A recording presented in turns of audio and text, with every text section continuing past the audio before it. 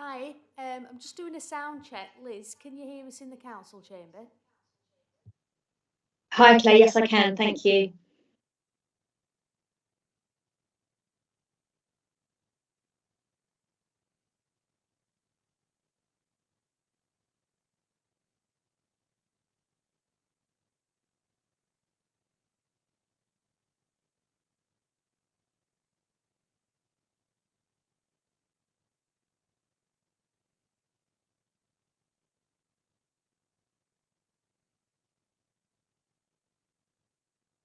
Overview and Scrutiny Committee. Sorry, I didn't switch myself on. Good evening. Thank you to everyone for attending this Overview and Scrutiny meeting on Thursday, the 30th of January 2025. I'm Deborah Platt. I'm the chair of the meeting, and this is Councillor Lees. He's the vice chair.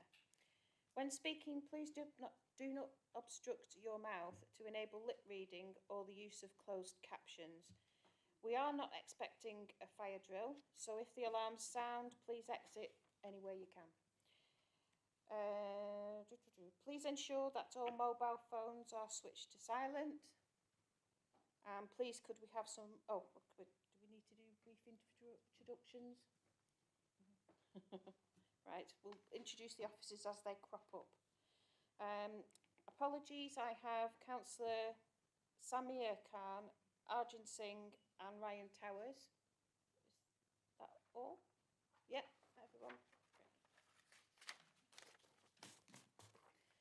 Number one is declarations of any interests. Members are reminded of their responsibility to declare any pecuniary interest in respect of matters contained on this agenda. Does anybody have any to declare now? You can declare later if they crop up. No? Okay. Number two is public questions, and I don't have any, so we'll move to item 3, which is the minutes of the last meeting, which was held on Thursday, the 3rd of October 2024, which is pages 3 to 8. Are there any issues arising from those minutes from the last meeting? From anyone? No? Can I have a proposer? Thank you, Councillor Beach. And a seconder. Thank you, Councillor Green. And a show of hands. Lovely, thank you very much. So we agree those minutes from October. Number 4, item 4 is notice of executive decisions. The latest notice of executive decisions is available via the link on the agenda to the council's website. Does anybody have any comments or questions about anything linked therein? No? The recommendation is that the notice of executive decisions are to be noted. Yep, brilliant. Item 5 is the draft 2025-2026 budget update. Councillor Peter Wilson, who's the executive member for resources, will be present, and he is. Mr. Neil Holton, Director of Finance, is also in attendance. Yep, there you are at the back. And so are we going to Councillor Wilson first? Yep, happy. Lovely. Super. Sorry, Chair, my iPad's just died of battery, so just charging. It doesn't matter. I can begin anyway. It's okay. So what members will see is obviously the draft budget proposals for the forthcoming financial year, and I'm probably now going to sound like a very broken record, but I'm going to do it anyway, which is to say, that unfortunately, once again, we're in a position where uncertainty rules the day. And clearly, the Labour government has stated that it does want to move to multi-year settlements. Obviously, they've only been in power since July, so I accept they haven't had a chance to sort of do all that, but it does leave us in a position like it has done in previous years, where it is very difficult to forward plan, and particularly medium-term financial strategy, when you don't have any details about where the money's coming from in the future. So I've always made that point at every budget when we felt aggrieved by it. So I shall, in the interest of consistency, do exactly the same at this meeting, and I'll do exactly the same at the budget meeting on the 28th of February, because it is worth. But it's worth a point. It's not just worth making the point, it is actually a very important point, because obviously it does make planning, as I say, very, very difficult for the medium term. But what members see in front of them in the papers this evening is that we have a budget for 25-26, which is a balanced budget, which of course is the most fundamental requirement that we are set. And it's a balanced budget with a significant investment programme in the capital programme of just under £60 million. And it also sees our current frontline services maintained. We don't see any cuts in frontline services.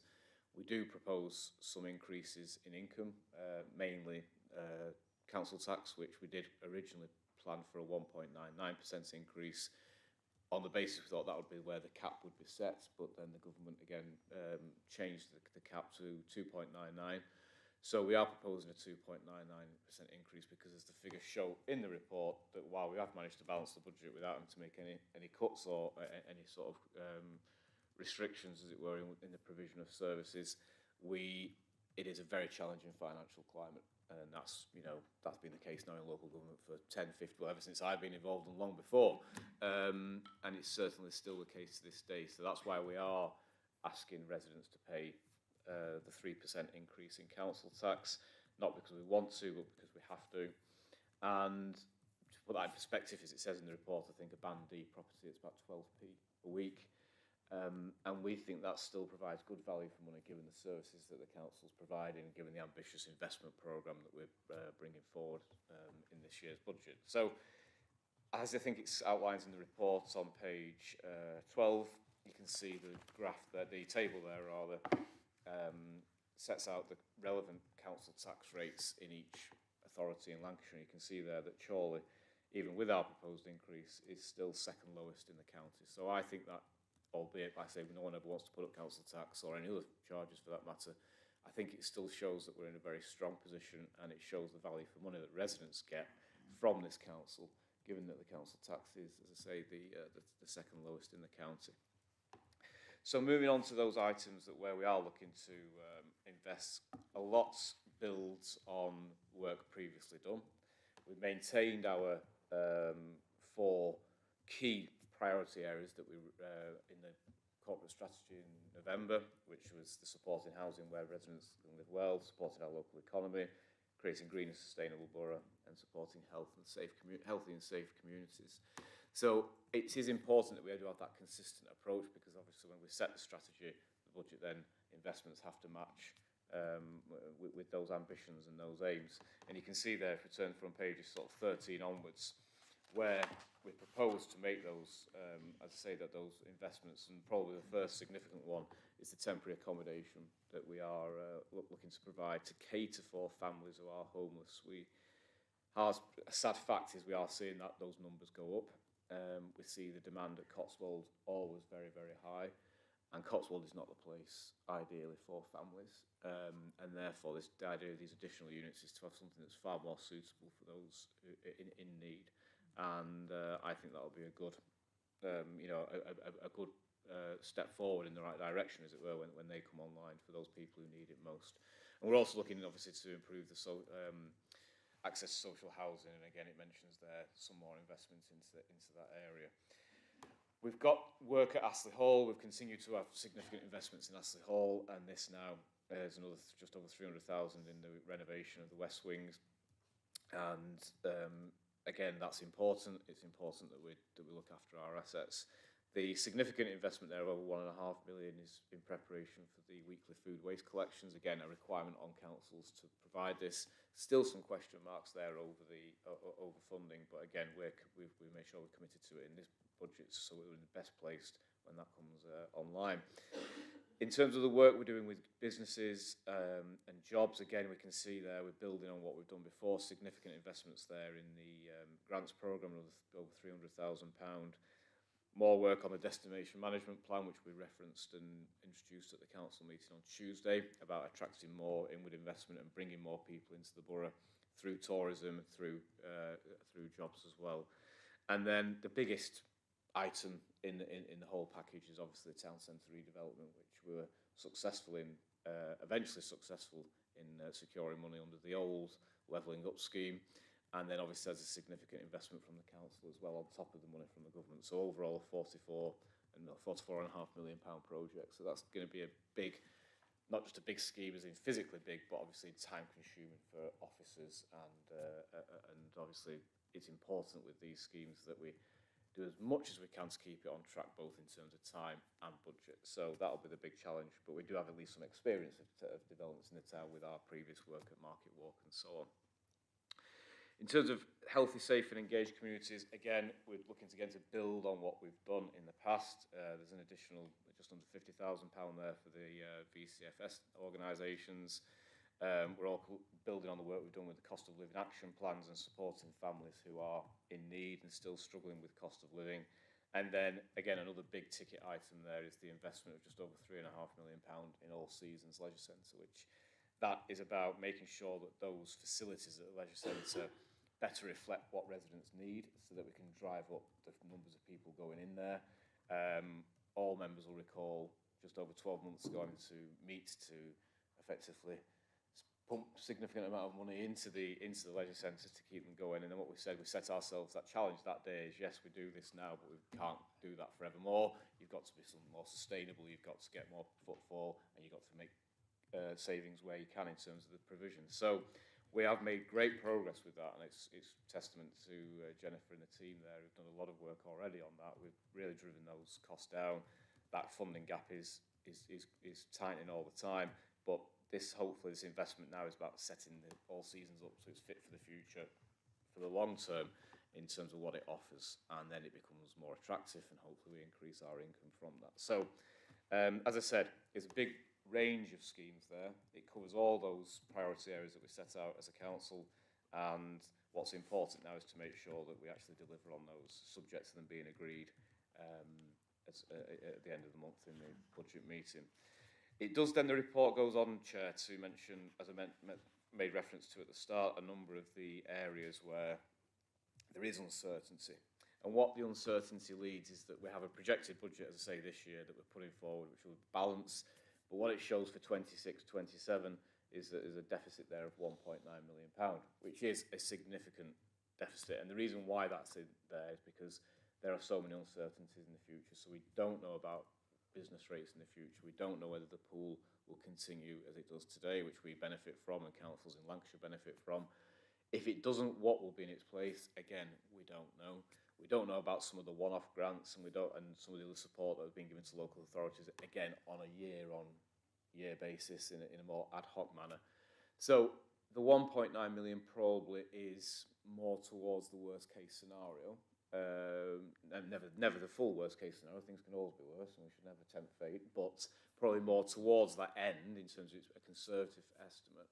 But I think that's sensible at this stage because we just don't know. And I think if you take sudden guesses, then you can end up being way off track and lose yourself in the detail. So it sets it bluntly, but that's for a purpose. It probably won't be. There probably will be some improvements on that if with a bit of luck. But we have got a big 12 months in terms of what will come from government. So we don't know about the fair funding review. We don't know about business rates review. We don't know about, say, other things, new homes bonus and how that phases out, and other schemes like that.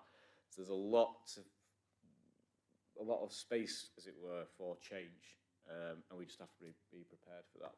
And one of the things, again, that we make reference to in this budget, and we make reference to perhaps in every budget, is the fact that we are trying to do everything we can to increase our income sources where we can, drive down costs where we can, and make efficiencies as well, because that's the only three ways in which you can survive. You're not going to survive just on waiting for handouts from government. You have to drive up your income streams. So that's what we continue to do. And you can see, there's a little bit in the report which refers to the costs again of and our revenue streams from our assets. So that's really important moving forward, and obviously has a bearing on where we'll be in 12 months' time. So overall, Chair, what I'm happy to say is that we are in a good position for the forthcoming financial year. We're not in a position where we're saying we're having to make cuts or significant savings which will have a direct impact on residents. There are some areas where we've increased income, and we continue to be ambitious about what we deliver in the borough. The overall balance there is that obviously it's a watch this space in terms of the future. And on that note, I'll just mention the reserves and the balances. We do continue to commit and maintain the £4 million in general balances, but you'll see that the earmark reserves there's still a good few £1 million there, but that has gone down, and that's something again that we perhaps need to address, because we always need that flexibility. You always need that money to one side for the moment when things do go wrong, or when there is the financial position is worse perhaps than anticipated. So that's just one to watch. It's not a problem as it sits today, but it's just one to watch and something we need to address. So as I say, so the positive thing is we are in a strong position. We continue with the council's programme of works, but like everything, the future is somewhat uncertain, and we have to watch this space. And I'll conclude there, Chair. Thanks, Councillor Wilson, for attending and explaining. Does anybody have any questions? Yeah, Councillor Green? Quick off the mark there. I've got a few questions, actually, clarification questions, actually. So in terms of the first bit you mentioned there, Councillor Wilson, in terms of the shortfall for the following year, in terms of the 1.932 million shortfall, in terms of the settlement period, we've only got a year to do with that, and obviously the uncertainty coming from the government at the moment in time. Is there any contingency plans we've got in place actually to mitigate if it does look at it worst case? And then in relating to that, it's just things like if the business rates pool does drop off as well, where will that money that's obviously been pooled, will we get a pullback on that as well? So I don't understand the certainty you're coming from, but are we looking to de-risk this at the moment in time? Yes, that's absolutely right. That's the point. Is that if we look at that sets us the challenge, as it were, in terms of the scale of what we need to do for the following year. Now, as I said in the comments before, it probably won't be that bad. You know, that is much more the worst case. So you say if the business rates pool doesn't continue, what are the new arrangements for business rates, and how are they distributed and then redistributed amongst councils? Because the biggest issue governments always have had with business rates is the classic that if we collect something, for example, if we collect in Shore something like £35 million in business rates, we end up with about £2. Yeah. Now, there's half of it automatically goes to the government, and then it's redistributed again, and then it ends up some goes back to the government, some goes to the authorities, and then we end up with a smaller amount. So whatever system they come up with, you have to sort of make sure that you're going to get something back. Now, there was an argument about more councils keeping more of their own business rates. I think there was a sort of 75% figure bandied around at one point under the last government, and then they very, very quickly realised that actually we'd be all right under that system. By the way, we're doing quite tidy. But then suddenly you realise that areas that are struggling and not got the business growth and there suddenly fall off the edge of a cliff, and you can't do it, and therefore you have to try and again balance it up. And so and Neil would probably disagree with me here because, of course, being more cautious, but I'm always a little bit, not relaxed about business rates, but I always believe that in the end, whatever happens, there'll always be some check and balance, because you can't just literally sort of say to people, collect what you get and keep, you know what I mean, and keep more of it on your own. There's always going to be that check and balance. The question is, where do we fall into that, and do we win a bit, lose a bit, or not? So yes, so that's what I'm saying. So it's difficult to say, yes, we've got a contingency if it is 1.9 million, although that's what we have to work on the basis of now. Yeah. I suspect it won't be anything like that, but it's still going to be a significant gap, and we still need to make savings, and that's exactly why we're driving forward on things where we set our challenges about the efficiency of the council. Is exactly why we need to look at things such as shared services. There's the whole local government potential, reorganisation, if and when. Now we can't cater that, but we can't wait for that. But obviously that could have an influence in 2 or 3 years' time when looking at budgets again. So there's all those things in the mix. So yes, as I say, we come back to the 3 things. How do we de-risk it? How do we help ourselves? 1, income streams. And doing more to extend that. For example, with town centre development, again, gives us an income stream when that comes on. There'll be sort of units there that we may own. There's ways of, again, making further efficiencies and savings within the council, looking at more options on shared services. That's, as an option. And then there's the other ways of actually sort of saying, well, under these reviews that the government are doing, how does it, where do we fall in that? So it's a balance, but we can't give you is a cast iron plan, because it doesn't exist. Well, we're making representations back to the government, and certainly in terms of that, the difficult situation it puts us in as a council. And in addition to that, to me, to seem to be working on a yearly basis is very difficult for a council. Is there potential for from the government to do multi-year settlements, because I think that would make it easier for planning, and it makes it so it's difficult for you to. I can understand the difficulty the council's placed in trying to deal with that. Yeah, so the government's already said they want to move to multi-year settlements, and I spoke to Jim McMahon about a month ago, maybe a bit more, just before Christmas. Sorry, it was more. And again, he made it very clear that that's what they want to do, and they want to do it for this next year. Yeah, But as has been very wisely pointed out by our financial director, as any decent financial director would, there's a hell of a lot this government has, without being cynical about the government, but there's a hell of a lot they promised to a business rates review, a review of the funding, and the fuel multi-year settlements has a hell of a lot of work in sort of 10 months. Yeah. But there's no question that that's their intention. And if there was one thing I would suggest they do first, is that it's that multi-year, it's that settlement. But they would argue, of course, is you've got to do some of the other work first before we give you a 3-year settlement. You know what I mean? It's so you know where you are. So it's chicken and egg, isn't it? But yeah, hopefully the commitment's there that they definitely want to do it. Proof will be in the pudding. So, Chair, I have a few more questions regarding the detail on the table, but if anybody, I can come back to us if anyone else have another say. Okay, we'll see if anybody wants to cut in. Anybody else? Oh, Councillor? Go on then.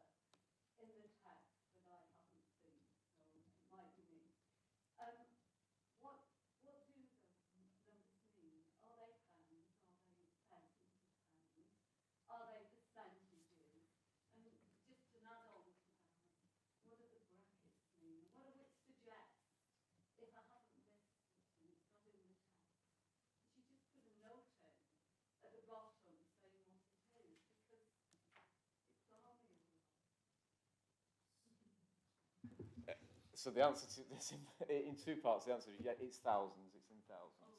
So when it says 50, it's 50,000, 27. But yeah, and what the brackets are is the brackets are actually a positive, because the brackets are either where we've made a saving or where there's money come in. When it's not in brackets, that's what's. Have I got that the right way around on that one? Yeah, I just doubted myself then for a second. Yeah. So in the normal world, that's right. In the normal world, it's brackets and negatives, but in this case, actually, it's the other way around. So it's council budget, yeah, as Alistair said. To be honest, it's not on that. It's not on the top of that chart, but normally it is. Normally, what it all says is plus minus in the bracket. That's right, and thousands. So it does. So the fact that it doesn't on that, we'll soon make sure that it does in the future. So thank you for pointing that out. Councillor Brown? Thank you. So I've got, it's a really comprehensive report, so well done to whoever's compiled it, really easy to go through. My question was really around the council tax increase and the 2.99%, obviously a 1% increase on what we'd originally thought it was going to be. And although it's still a relatively small amount, it's still an increase for our residents. So my question's kind of twofold. One is, are we confident that we are supporting? It talks about we do support residents that are struggling, but doesn't say how, and how do we pick them up? And have we seen an increase in council tax debt this year? I can't remember through previous reports if we've seen that, if there are particular issues. And then the second point is, when you look at the table that Councillor Governor has just talked about, the increase is relatively small, about 81,000 in 25-26. So for me, there's a bit of a question as to, is it worth adding that pain onto our residents for 81,000? And when we look at paragraph 67, it talks about the Fit for Future transformation programme, but it doesn't give any, we're not hanging our hats on any numbers in there as to what we could potentially get from it. So I do wonder whether that's, is there an opportunity here? And I do recognise that Chorley is at the lower end of those rates now. However, it's an increase is an increase, and that's relative, isn't it? So if you're a lower end, you're going to get that. And I know it's not a huge amount, but I do just wonder, have we pushed ourselves enough in terms of what that programme could get out, rather than passing it on to residents? I mean, I think that's fundamental. I mean, it's a fair question, but it's also a fundamental one, because you say that really what you're asking is people to pay more. And whenever you're asking people to pay more, even if it's a tiny amount, you're asking them to pay more. Full stop. And that's not a position you want to be in. In previous years, we have had years where we have frozen the council tax for that reason. And one of the things we always sort of maintained was the principle of if we have to, we do, and if we're in a position where we've got some flexibility or we don't absolutely have to, then we won't. And I think there's two reasons why we do. And the first is that the government, when they give you their settlement, when they work out what to give in terms of the minimum funding guarantee, they're based on the fact that you've increased your council tax. So if we don't, we actually get hit because we've not maximised our income potential basically. So effectively it's taken off us. So that's number one, and that's an issue. The second is, as you will know, this is a statement of the obvious, but it is worth making, is, of course, it's a cumulative effect of increasing of year on year. So yes, it's only 81,000, but then, of course, next year, if you were to increase or not, that's based on the fact that you've had that increase this year. So it's a continuous sort of year-on-year cumulative effect. And again, looking at the following year, as we were just saying, although I think maybe 1.9 won't, I think we'll be maybe not looking at 1.9, we're still going to be looking at quite a big deficit. And therefore, if you don't do it this year, you're just setting the bar even higher for the year after, and so on and so on. So they're the two reasons why I think we are, I won't say forced, you're never forced, but why we are left with probably little option but to increase council tax. But I do accept you don't do it lightly. You don't just say, yeah, well, we can increase it by 3%, so there we go. It's got to be considered, it's got to be worked out, and if you can avoid it, you avoid it. And I think that's the most important thing. I don't think we can. In terms of there are no figures in there. Are we pushing? Are we going to be pushed and stretched? Yes, and that's something that we both, Alistair and I, are always keen on and are always challenged back, and as do members individually as well, and cabinet members do as well. But like everything, the more we can be helped, or the more input that you would like, that members would like on these things, the better as well. Because I think it's important that everything is challenged. You know what I mean? We do everything possible before you go and ask a resident for more money. It's as simple as that. You've always got to do that. Sometimes that means changes that aren't massively popular as well, but sometimes that's the way it needs to be done. And a classic example of that is, I mentioned shared services in response to Russell's question before. That's caused some issues. Some members haven't liked the new setup and the way it works. So it's a check and a balance, isn't it? Can you live with a service that's still good, might not be to your liking as much, but if it's saving some money, you know what I mean? It's in that fine balance. So yeah, it will be, but yeah, we'll see. But no, it's never a decision taken lightly on council tax or any other charge that we increase.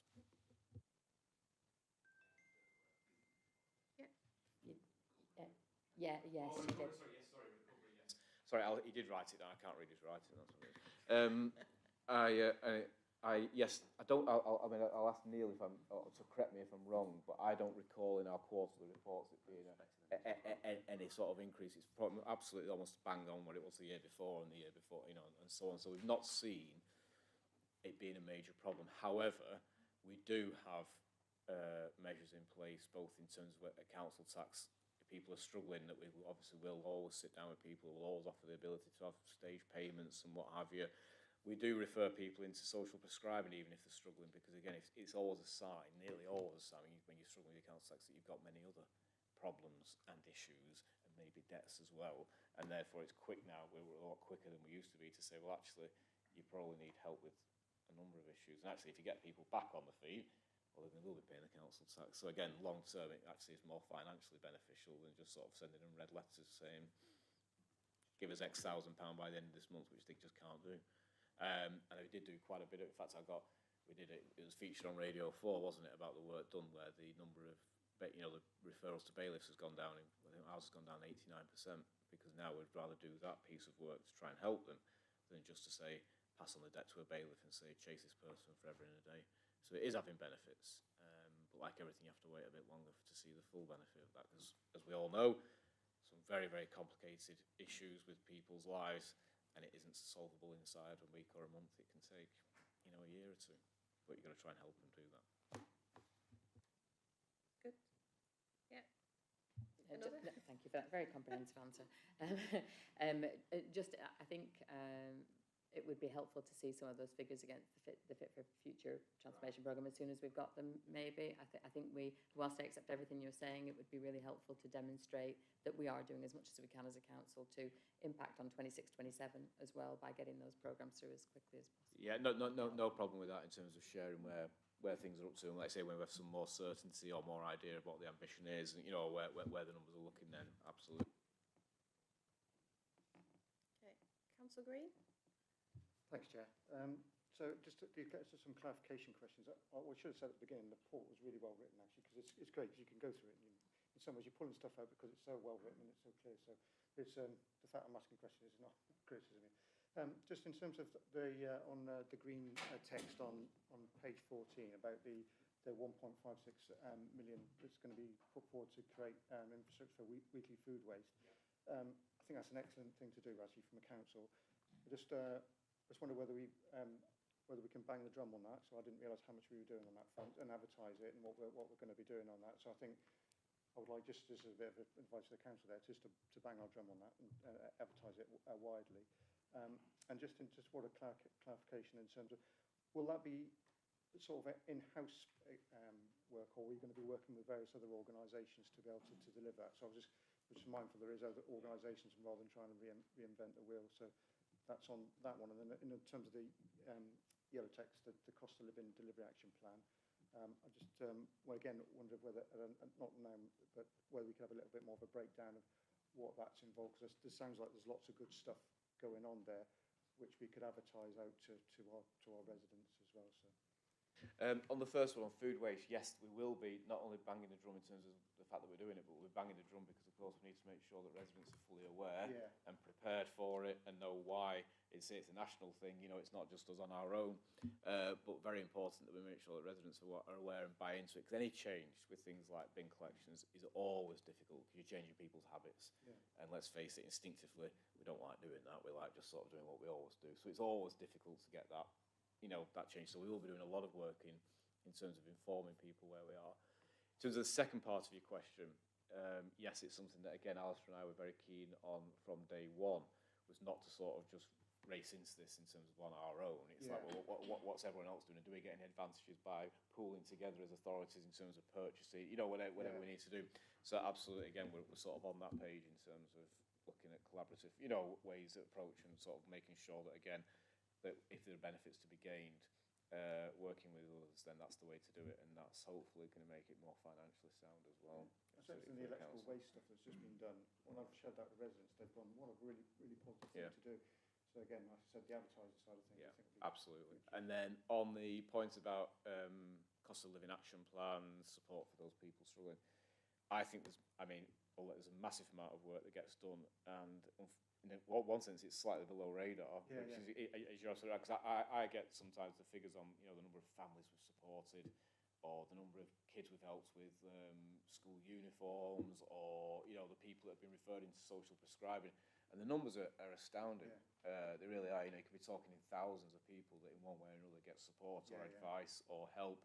And I think it's really essential that not only do we continue to do it, but we actually sort of also look at the benefits of that, because it's always the thing with stuff like with the work that you do there. It's not so much how's the person benefited, it's where would they be without it. Yeah, exactly. It can't like a double negative in that sense. That's difficult to quantify, but we all know from our own communities the position people are in, and therefore if there wasn't that, it would only be so much worse, So absolutely, but I think that does come up in scrutiny reports as well. It comes because I think it comes up through Bev's department, doesn't it, as well, in terms of the work that's done there.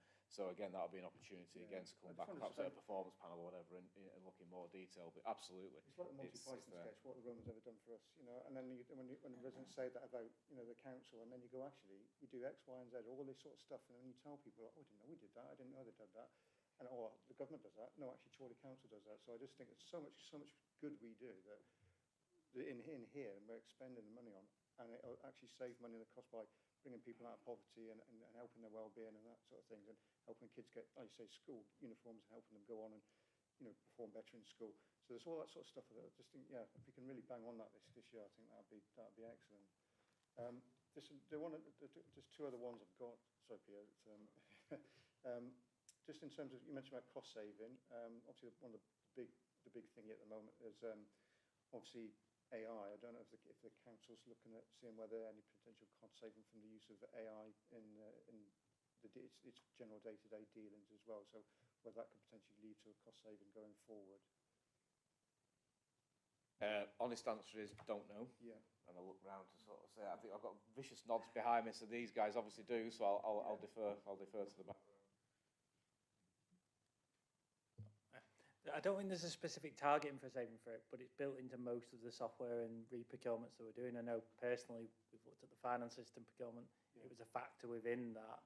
So while there's not generically a savings target within there for that at the minute, it's built into most of the procurements that we're looking at going forward as a kind of, how can this kind of help save staff time?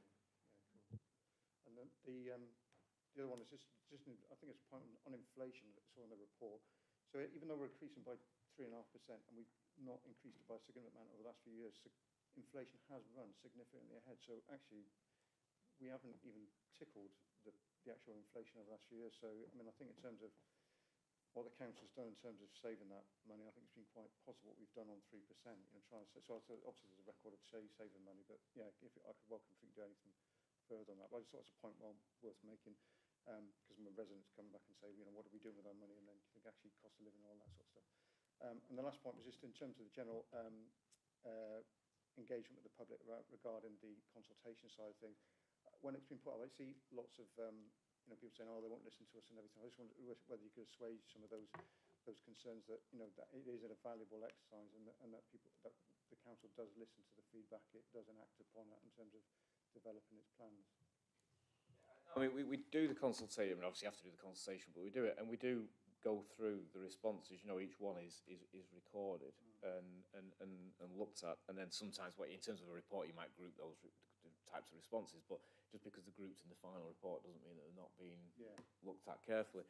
And it does influence our thinking. There's no question of that, because when you do get consultations like on the budget particularly, or let's say the resident survey that's done once every other year, it tells its own story, and people. So I don't anticipate that everyone's going to say, yes, wonderful, thank you for putting up the council tax. Of course they're not. But but you might still have to make that decision. So there are times when you do make a decision perhaps which is contrary to some of the responses. But when people come back and say, well, what about more investments in such an area, or more to do for young people in Clayton or whatever, and then you're getting the same from the local councillors in that area, or you're getting the same sort of coming back in other forms, absolutely it influences what we've done. And, the number of times we've done schemes, for example, in Alistair's department, where we've got grants for businesses, and then that changed to a specific grants for rural businesses in rural communities. That's because of the sort of the feedback that we got from things like the budget consultation or business events that we held. So absolutely, it all feeds in. None of us are experts. You only get anywhere by listening. So if you listen and then you take a general considered opinion, you're probably not going to be too far from getting it right. Okay. Yeah. Thanks for your time, Councillor Wilson, and thanks for a good report put together. Thank you. Thanks, Jack. Have we dried up your list, Russ? Good. I'll jump in before you get another one then.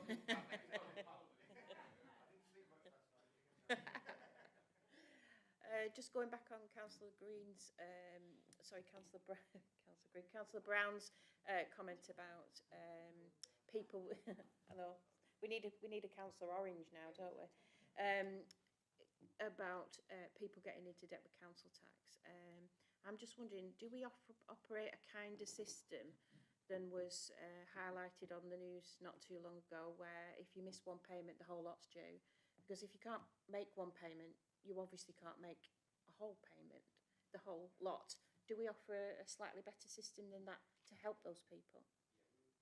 What we've tried to do, Chair, and we've always done it actually, but I think this time we're a bit better at being more forward, offering it earlier.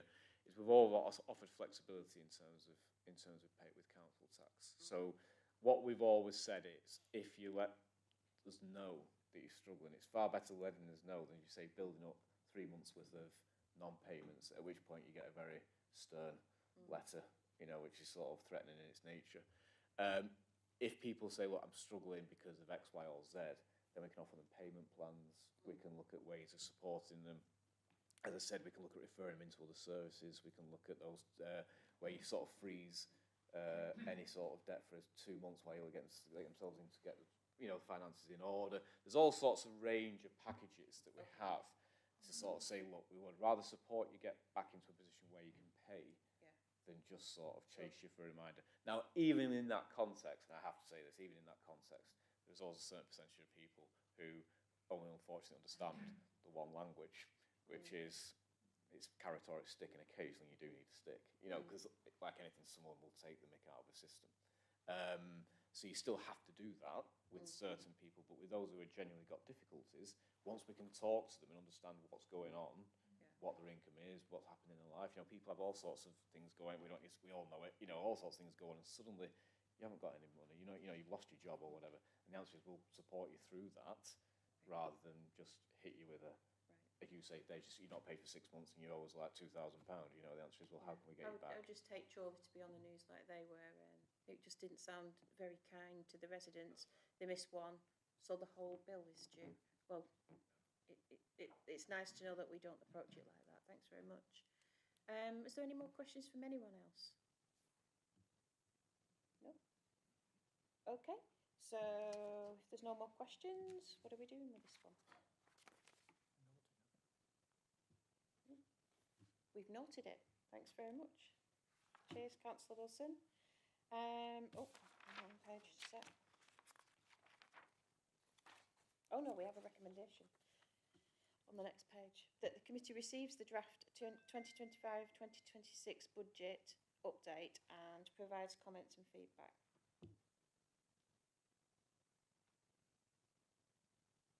Oh, we did that. We did that, didn't we? Okay, so we've received it. Good. I made read that wrong. So item 6 is the update from Lancashire County Council Health and Adult Social Care representative. Councillor France, I believe. Thank you very much, Chair, and thank you for asking me to speak about the adult services, health and adult services. I've got 2 very long meetings to report, so if you'll humour me, I'll pick out a few salient points, because I think we'd be here all night otherwise. And I'd like to apologise for not producing a written report, because it had been my intention so that people had something to look at in advance of the meeting. I will try and do that ahead of next meeting of OV and Scrutiny. But I have to say, as you will find out to your cost, that when you're involved with the mayoral programme, it makes a big hole in you in the week. But yeah, I'll try and do that for next time, and then at least you've got something to look at and maybe think about some questions in advance. Okay, so there were 2 meetings, the first of which was on the 30th of October, and the major item of that meeting was a review of adult social care waiting lists.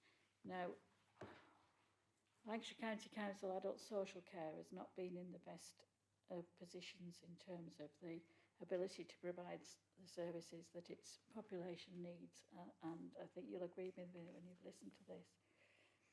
So this was a report on how many people are in adult social care waiting for an assessment or review, the longest waiting times, operational challenges and remedial actions. So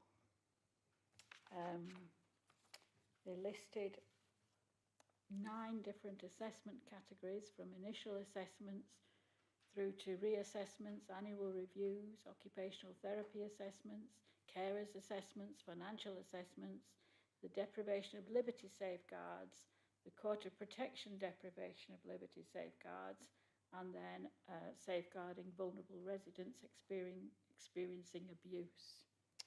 Now, they've set themselves a 25% target of reducing the backlog of people waiting, which is quite a brave target to set, really. And they have some nice pictures, which you won't be able to see, but I'll pass around, that shows that on all of the different areas they've assessed, that that backlog is coming down. Do you want to pass it around, and people can just have a glance at it? It's not photocopied well. So first assessments are performing reasonably well. The safeguarding, they were saying that triage should be within 48 hours, depending on the level of risk with safeguarding, but their longest wait is 31 days. The carers assessments, 99% of carers were contacted within 5 days against a target of 30 days, so that's performing well. Financial assessment, 95% were within 30 days. And mental health assessments were compliant with statutory targets. And then this is where the problems start. OT assessments, particularly reassessments, 2,622 waited more than 28 days.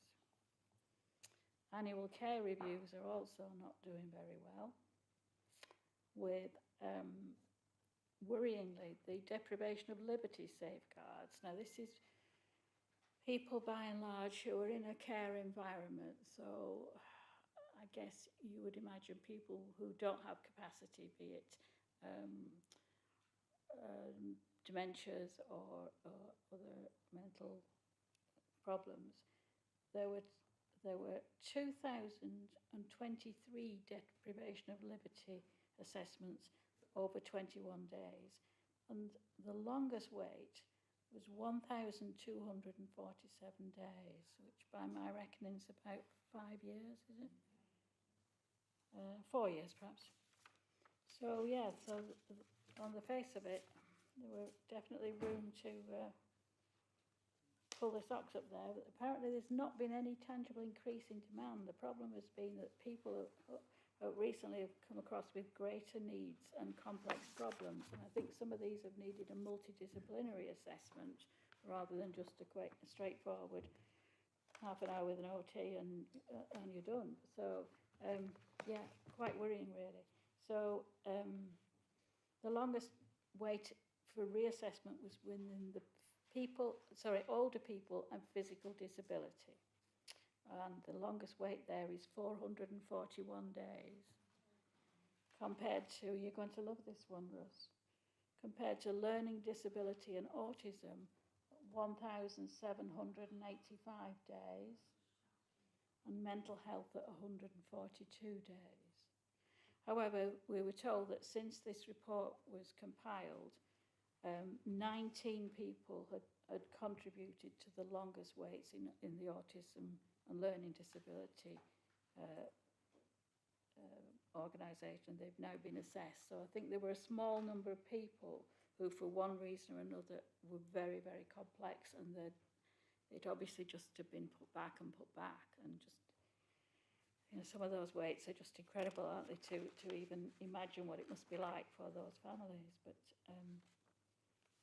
so yeah, that was quite stunning, really. And then they were challenged about why this has been allowed to happen and what the constraints have been, why you know, why we've got ourselves in this situation, basically. And I think it was the old standard responses about lack of staff and difficulty recruitment and retention. They went on to talk about the fact that occupational therapists are better paid in the NHS than they are in local government, so they tend to have their years of training and then leave. But apparently 19 occupational therapists have been employed on a fixed term capacity to try and improve these waiting list times. So I think the answer to that was we'll come back in 12 months' time and tell us where we're up to and what progress has been made. So it's obviously a really difficult situation, that. And I can't see a quick answer to it, but yeah, we're also at a situation where we're having a changeover in the leadership of adult social care. Previously, Louise Taylor has been the main director for adult social care, and she has now left.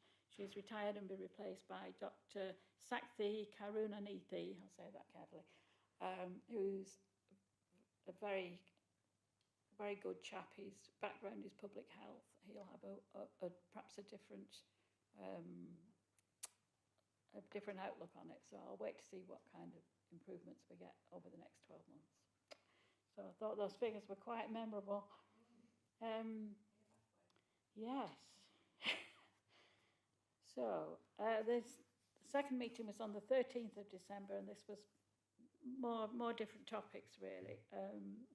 As you'd expect in a winter meeting with health, it's to do with urgent and emergency care, admission avoidance, and various measures brought in by adult social care to try and reduce the demand on hospital admission.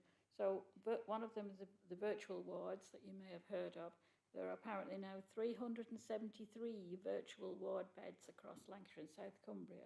So this is essentially where people stay at home, but they have the technology in the house, and they'll have visits by nurses, staff, or what have you. And I'll have a link by sort of TV, computer type calling, so they can speak to a consultant or whoever. And that's contributing to something like 17,000 patients a year go through the virtual wards. And they have a 70 to 75% bed occupancy now, which is really quite something. It started off being very low.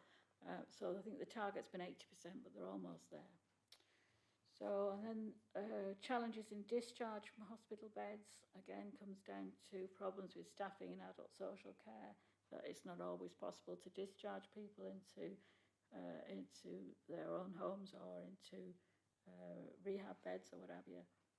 So one or two community response things have been set up. An urgent community response means that people who are acutely unwell at home will get a response within 2 hours to see what the problem is and try and manage it.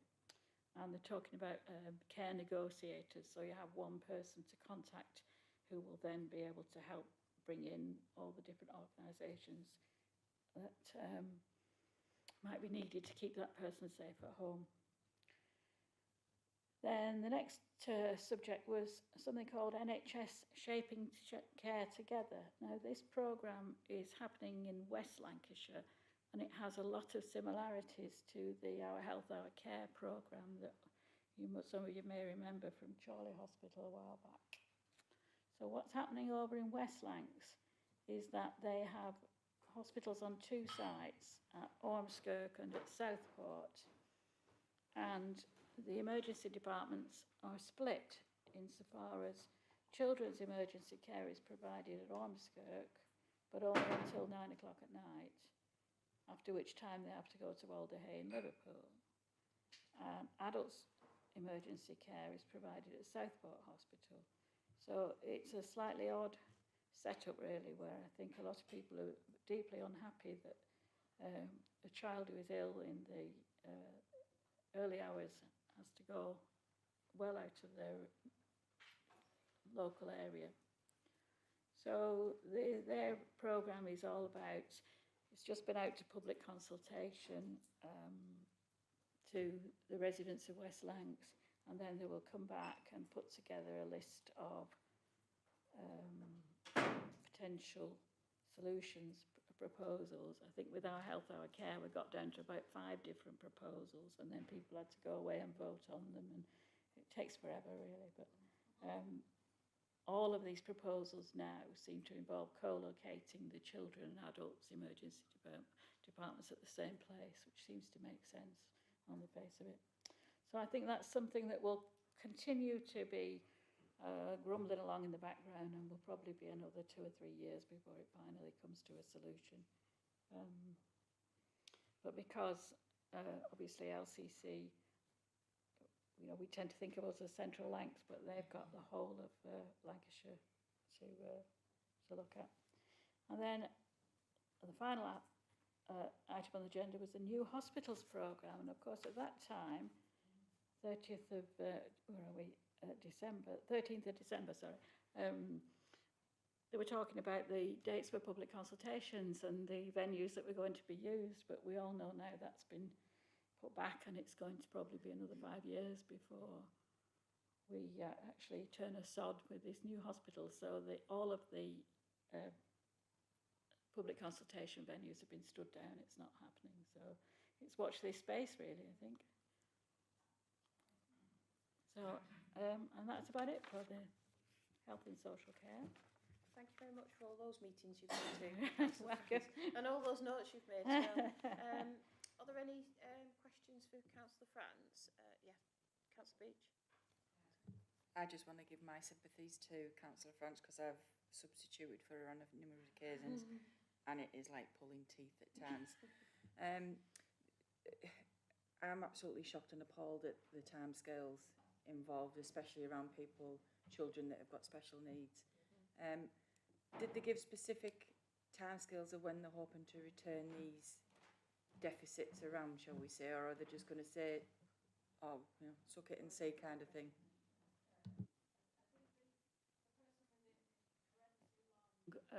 Time, was it something like 1400 days or something for the autism and learning difficulty? I think that was an adult in residential care, to be honest. It wasn't a new assessment, it was a reassessment, but even so, you know, it's not helpful, is it really? Very hard to understand how that could have arisen, but so hopefully in 12 months' time we'll be in a slightly better position. But Councillor Green. Thank you, Chair. I just want to share. So I didn't know I was dyslexic. 5 years ago, I got diagnosed with it. And at school, I got told I was thick and I was never going to do anything. And as a result, that creates things like anxiety and imposter syndrome in your life.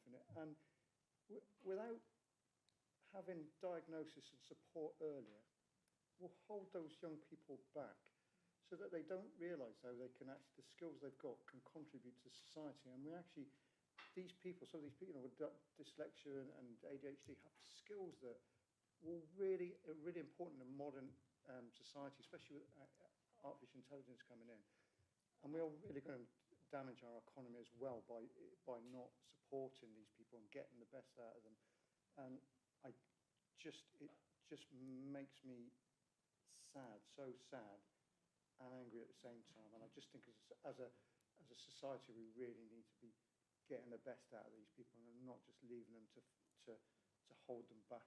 I just find it quite upsetting, really. So, yeah, thank you. Yeah, Councillor Wilkie. I echo obviously what Councillor Green says.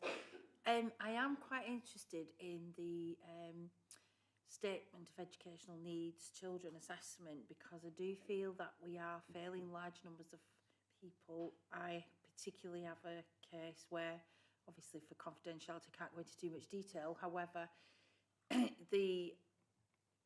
there is a issue with assessments because of staff shortages in this particular case, but also this person needs something more than they are able to provide from social services, and it's always a budgetary kickback every time, and this particular person needs something more like residential, and they're just banging their head against a brick wall, and this particular person's gone to the MP, they've gone everywhere.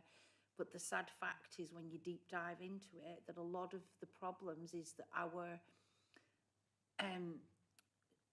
special educational departments and schools are run by private organisations that are run by investment people from Dubai, Abu Dhabi. It's our services are seen as a means to profit, and I believe it's run by a particular organisation which I won't name for obvious reasons.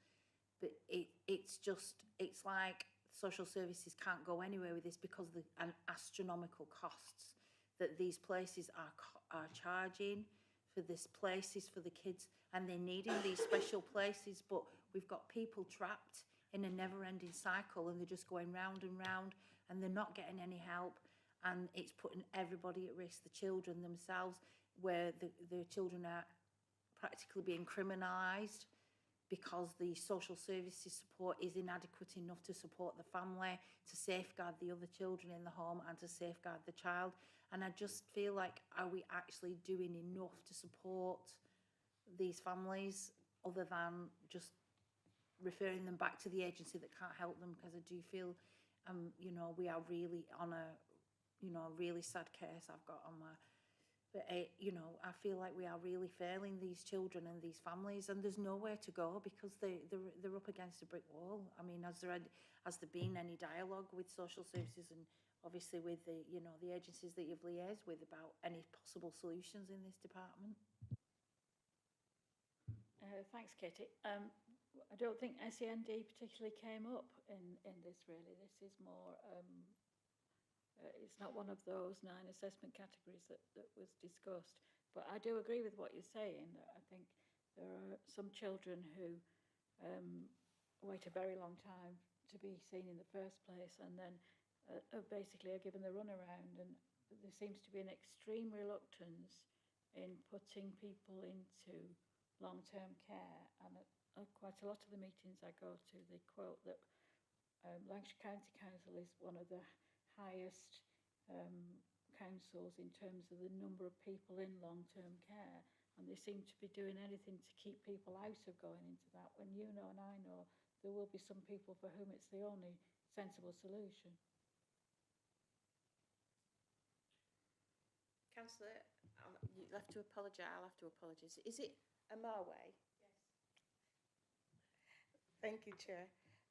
Just to add to what Councillor said, and because I work with LCC and it's South Ribble Domiciliary, and our biggest issue, the biggest issue I've picked out, and from your report, Councillor Margaret, is staffing.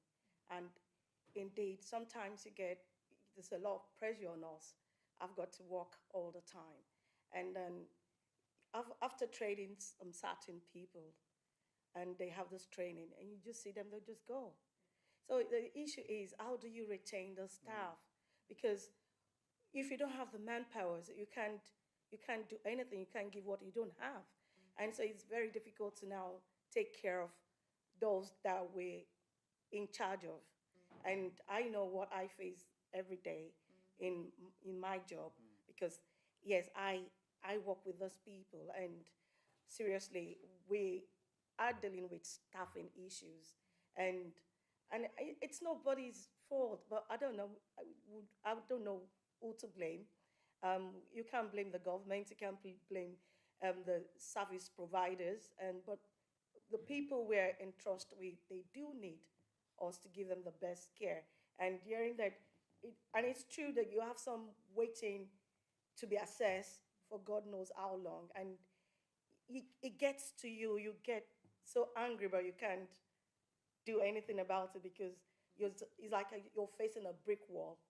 Yeah. So, I mean, that's another issue. The staffing is a major issue in the adult social care we're facing. That shines through with what you were saying all along, and those additional staff hopefully will make a difference, and hopefully we'll have a slight upturn in your report next time.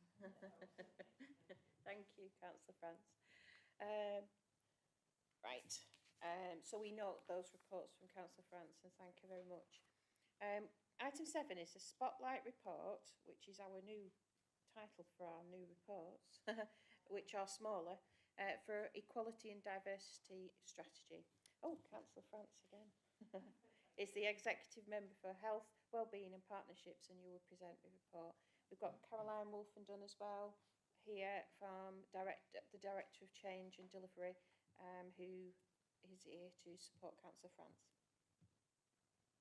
Thank you very much, Chair. If you just bear with me 1 second while I convert my iPad from the Lancashire site to Charlie Private and find the papers. Partnership. Where are we?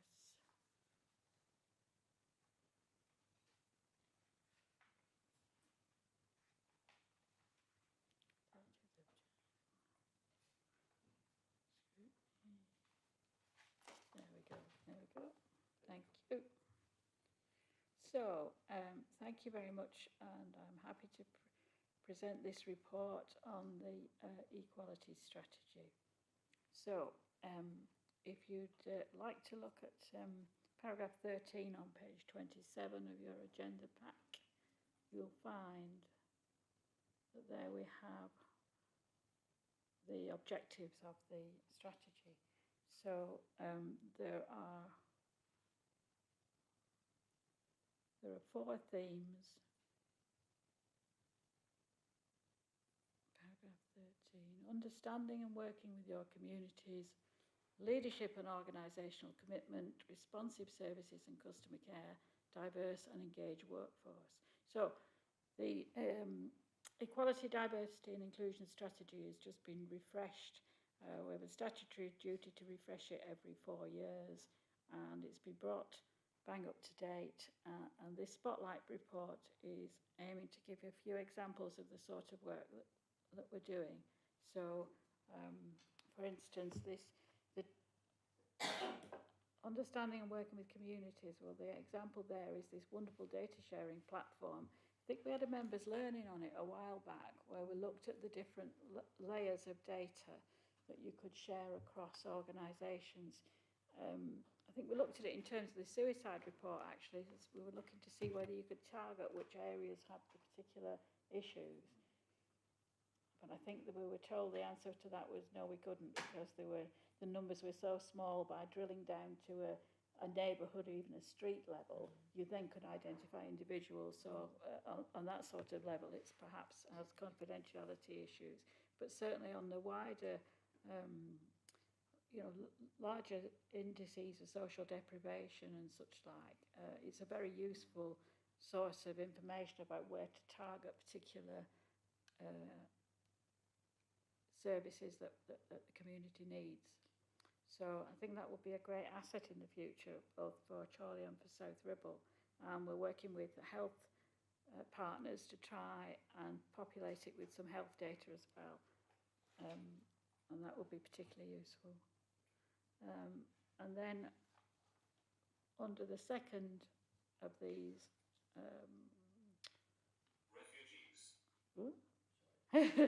the leadership and organisational commitment. Well, the example of that one was the new EDI board, which is going to be introduced, and to refresh the Equality Forum. So all of that is in hand.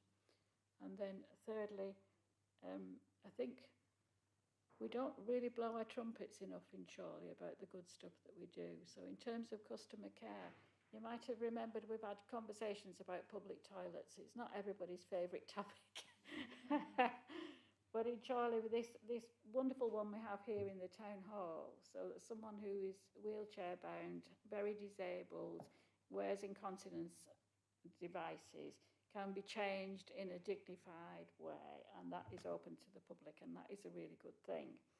And in addition to that, we listened to requests from the people with stomas for one reason or another, but wanting particular things in the public toilets, with a shelf, with a mirror, with a hook. And there was certain things that they needed, again, to be able to change the stoma and preserve their dignity. And I think the decision was made to do that both at Chorley bus station and on the Chorley market toilets, which again just enables people to comfortably come into the town and enjoy the facilities. The most recent request was for disposal units in the male toilets for men who have prostate difficulties. Sorry, I'm getting talking too much about toilets here, but so you tend not to think that men need the disposal units in their loos, but actually they do.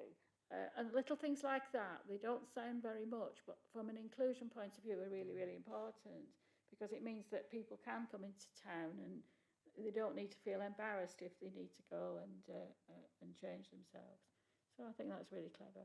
And then the last one, the diverse and engaged workforce. Well, I think there's a new recruitment system which is going to be eliminating unconscious bias in the way that people are recruited into posts.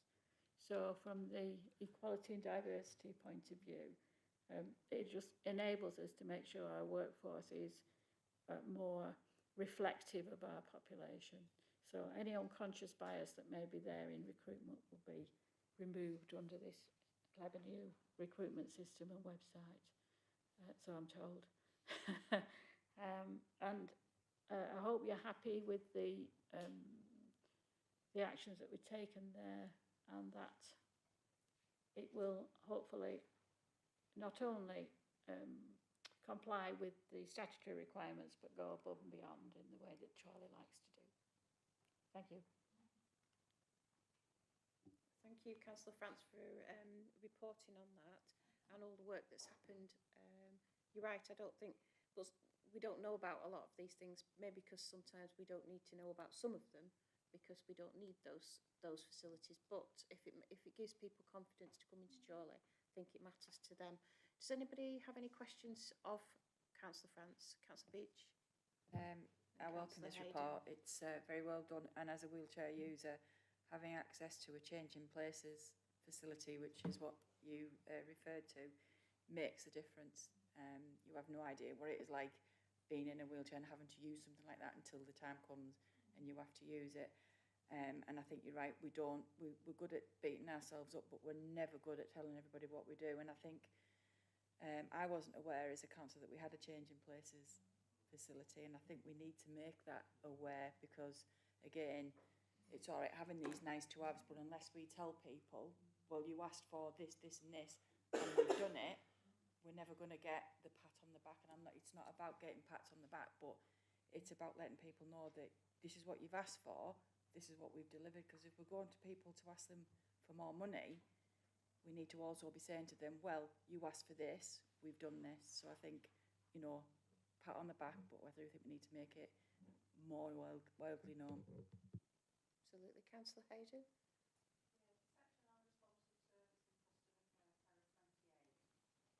It's about considering social value.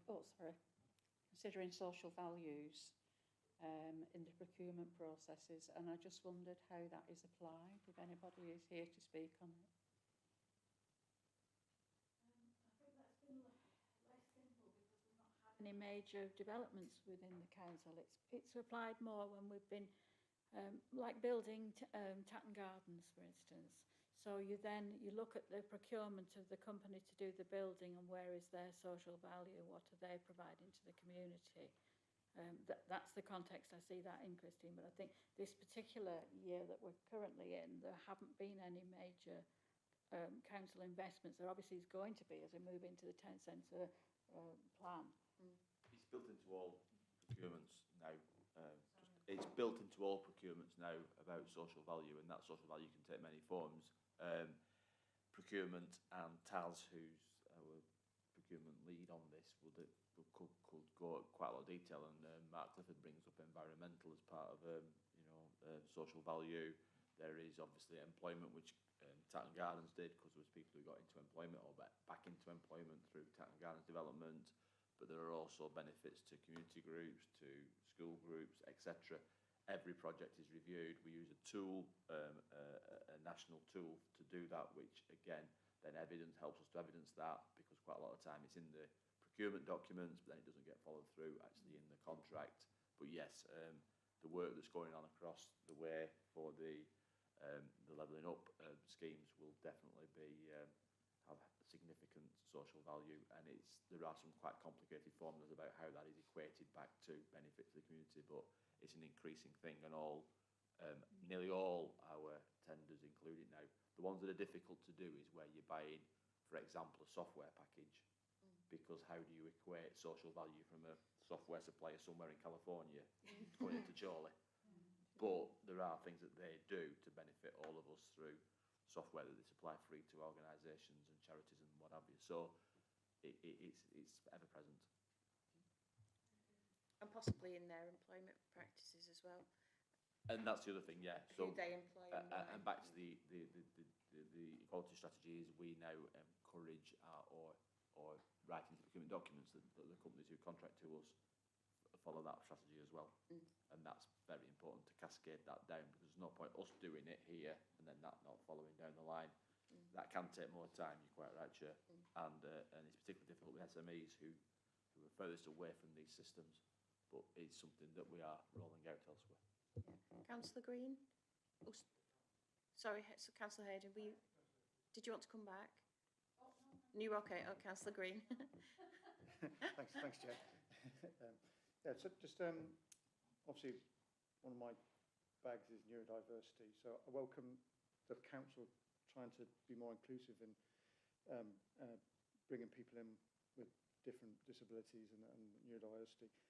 But one of the things I do find frustration when I've gone through this in my workplaces, where when you need to understand what those people can bring to the party, and sometimes I think training for neurodiversity to employers is all focused around somebody with dyslexia needs coloured sheets and they see words that are all fuzzy, as opposed to going, actually, these people are really good problem solvers.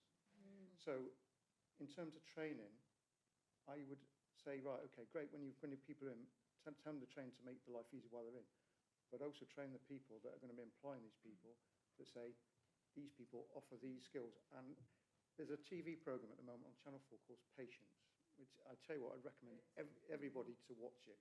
It's got a bit of drama anyhow, but the woman's got autism, and it shows you how somebody with autism struggles in an environment, but what skills they can impart in an organisation. So I just would, whatever we're doing, we need to train people about being aware of the skills these people will bring, in addition to how we can support them once they're in. So that to me is a fundamental thing. So you know, if I can bang the drum about that, while I'm still elected, that's one of my things. I'll just keep on banging the drum about. So, I think we touched on it on one of the other subjects, but there are certain employers that actually seek people out with those special attributes because they see things differently than you and I maybe do, and the general public as a whole. Just going on, we were talking about the facilities. You know, like there's charter marks for being a good employer and paying the living wage and all these charter marks. Is the charter marks for offering those facilities in your town centre, for example? You know, you have these we are disability friendly charter mark, and one for this and one because you've got health and safety, and there's one for everything. I just wondered if there's something that people would sort of say, oh, we'll go to that town centre because they recognise they have the charter mark, so they must recognise that. So their facilities may well be friendly to me. It's just a thought. I don't expect you to know. That sounds like a splendid idea, and I'm sure there must be such a thing. We are accredited, whether it's a chartered or not, I don't know, but we are accredited because the disability change facilities that we have puts you on a list that people can look up on websites, etc., which gives you that accreditation. So I know we're accredited for it. A mark, and we can obviously put it on town centre type publications that we do, and town centre events that we do, you know, like when we have the bikes in and all of those. So one of you had your hand up. Was it you, Councillor? Thank you, Chair. I just want to come back to what Councillor Ross just said, to training the people that trains those that deal with autism people. I just went to a training this week, some days ago, and I was just saying to the guy, I said, listen, you're giving us training, but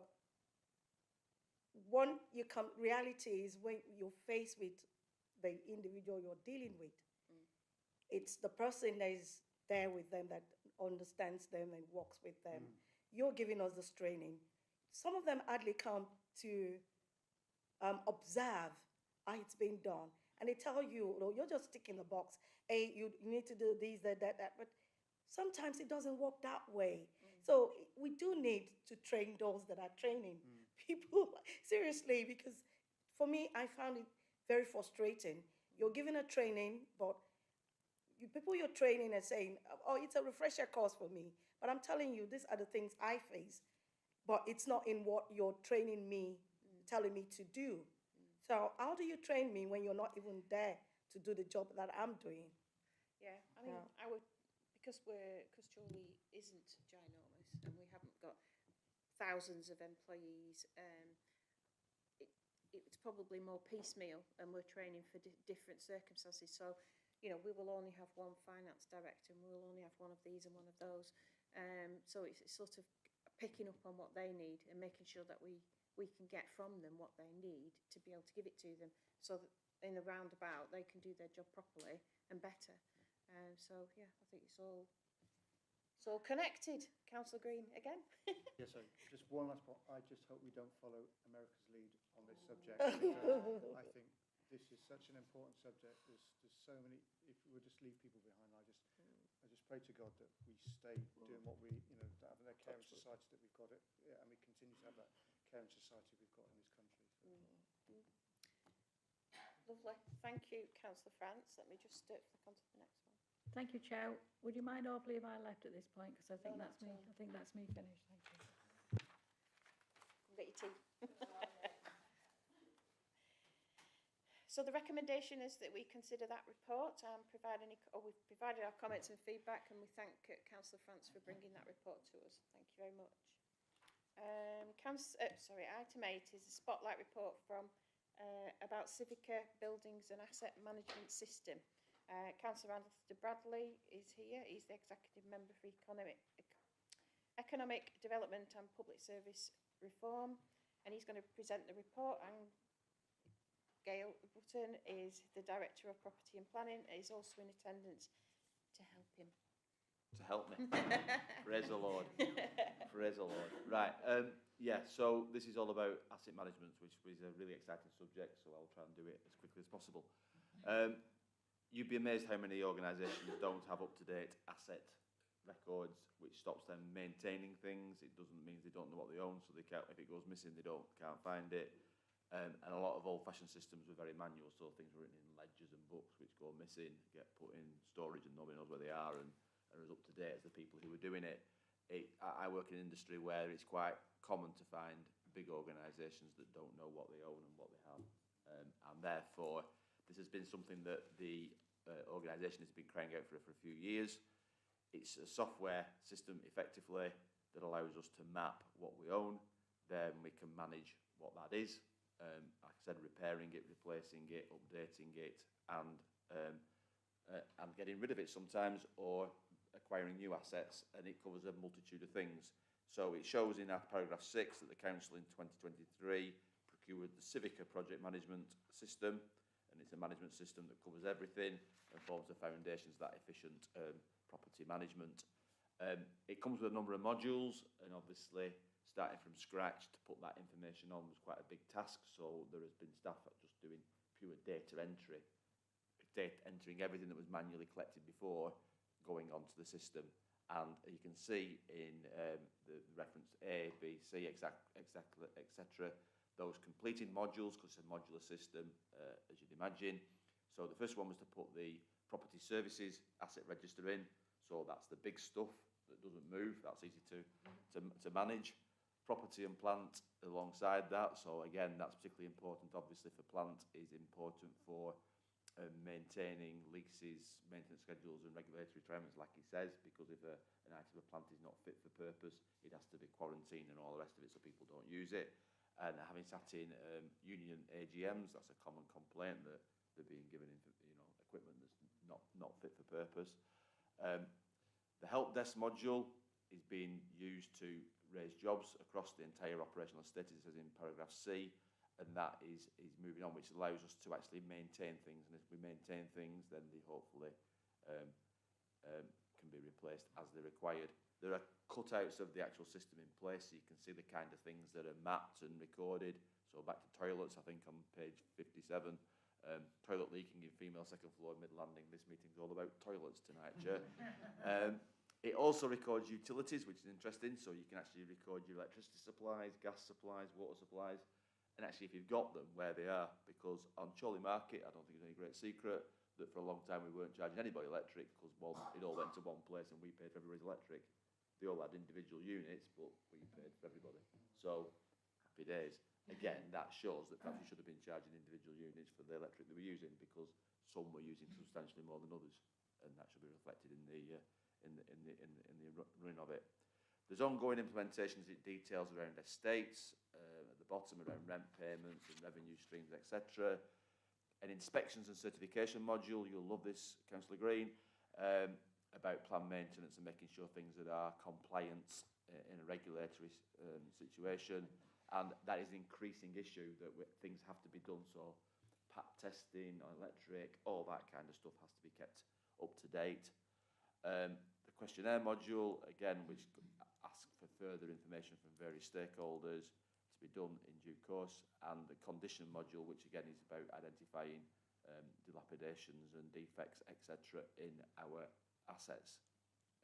Lots of reporting as it documents, and that's the point of it. When everything is on, we'll have even better reporting, but I imagine that most members, like me, race to the reports on pages 61, 62, 63, 64, 65, and 66, and went, I didn't know we owned that, I didn't know we owned that. I didn't know that was ours. What is that?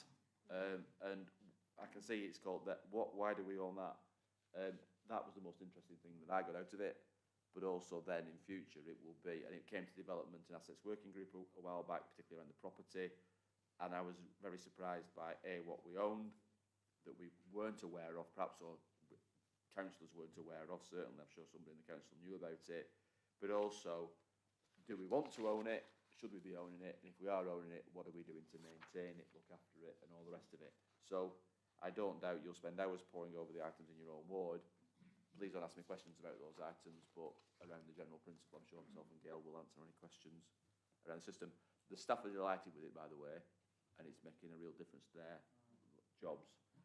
And the first thing it makes you do is ask, what else can it do? Because it can raise other improvements in our systems, because we've never got that data and that information. So hopefully we can use it better. I was surprised about the guinea pig on page 1. Joking. No, I think this cropped up a few reports back, didn't it? And we spent a bit of time chatting about it and explaining what the system was, and that's hence why we brought this forward. So, has anybody got any questions? Councillor Beach. I can't let him get away with it. Two things. Why can't we ask anything about what's on what we own and not own? Aside from that, I take it now the issue of those on the covered market are paying their own utility bills, or are we still funding the cost of that? I think they are. I'll double check, but I think they are. Councillor Brown? Just as it's a bit of, I think that it's really good that the progress that we've got on this from where we were. Now that we've moved away from the Civica Finance Ledger, though, because when we first procured this, there was a positive slant that the two would link to each other, the fact the ledger and the asset register would be the same between the two. Now we've moved away. Is there an additional cost on maintaining two asset registers? And is there a potential future risk to the Civica contract going forward increasing? If only Neil Holton was still here. I didn't see him sneak out, did I? And I should have known, because you're sat there, Councillor Brown, that you would ask you a question like that. I'll find out. I don't know. I suspect not, because this is fairly portable. Go on. Yeah.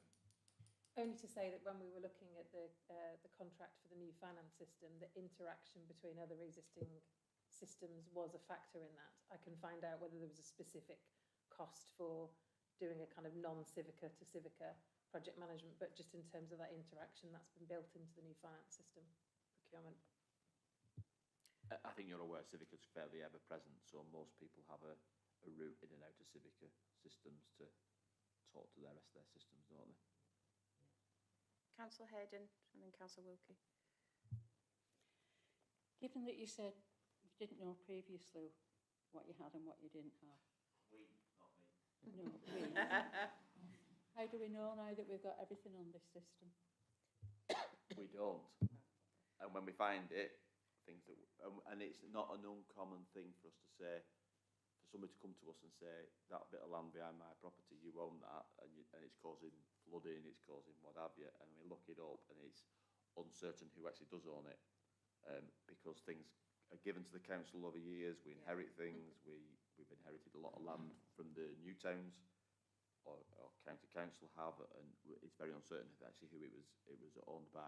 Hence the bus station, you know what I mean, was owned by two parties, but was very unclear exactly who owned what.